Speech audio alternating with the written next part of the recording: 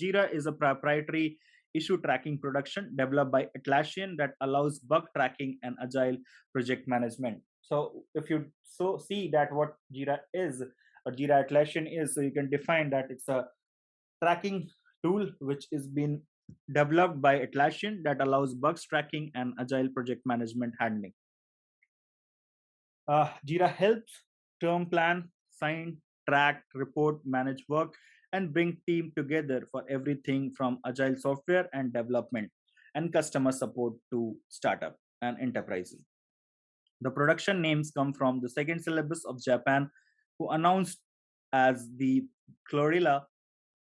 The name originated from the nickname Atlassian developed in order to have that Buzzzilla, which was previously known as bug tracking tool. So this was the background that how Atlassian comes, what Jira is. So Atlassian is a company which provide you the or which has developed this project management tool, which is Jira.